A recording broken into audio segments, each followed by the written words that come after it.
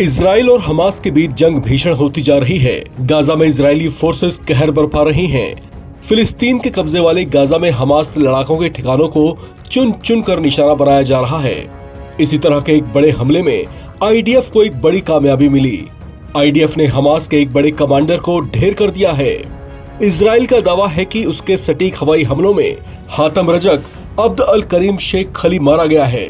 ये हमास का वो कमांडर था जिसके नेतृत्व में इजराइल पर कई बड़े ऑपरेशंस को अंजाम दिया गया था।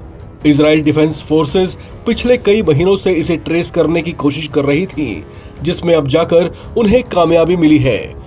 इस ऑपरेशन की सफलता के बाद आईडीएफ ने एक्स पर एक पोस्ट कर ये जानकारी साझा की। आईडीएफ के मुताबिक मारा गया कमांडर हातम रजक अब्द अल करीम शेख हमास की शैजिया बटालियन का कमांडर था। दावा किया गया है कि इजराइल के हमले में इसके साथ संगठन के कई दूसरे अधिकारी भी मारे गए हैं। इजरायली सेना ने बताया कि हातम रजक अब्द अल करीम को गाजा शहर में एक कमांड और कंट्रोल सेंटर पर एक सटीक हमले में ढेर किया गया, जिसमें हमास के अन्य चरमपंथी भी मारे गए हैं। सेना ने कहा है कि हमले से पहले आम नागरिकों को होने वाले नुकसान को कम करने के लिए कई कदम उठाए गए, जिसमें सटीक लोकेशन पर गोला बारूद से हमला, हवाई निगरानी और अतिरिक्त खुफिया जानकारी का इस्तेमाल करना शामिल है। इजराइल ने कहा कि हम अपने देश की रक्षा के लिए हमास के खिलाफ ये युद्ध करना जारी रखेंगे।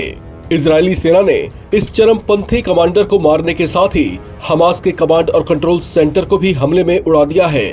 आईडीएफ ने बताया कि बुधवार को शिन बेट के निर्देशन में वायुसेना ने गाजा सिटी क्षेत्र में हमास के एक कमांडर और नियंत्रण परिसर पर हमला किया। ये गाजा क्षेत्र में कार्यरत आईडीएफ बलों से लगभग 1 किलोमीटर दूर था। हमास के कई चरमपंथी इस परिसर में इजराइल के नागरिकों और आईडीएफ के खिलाफ चरमपंथी साजिशों को योजना बनाने और उन्हें अंजाम देने के लिए काम में ले रहे थे।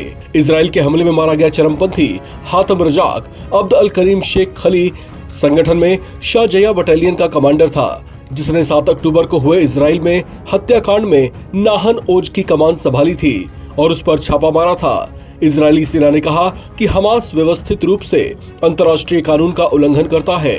वो नागरिक आबादी और उसकी इमारतों का इस्तेमाल चरमपंथी घटनाओं के लिए मानव ढाल के तौर पर भी करता रहा है।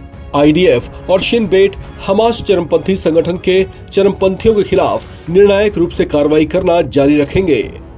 इस खबर में फिलहाल इतना ही। बाकी अपडेट्स के लिए आप बने रहें एनबीटी ऑनलाइन के साथ।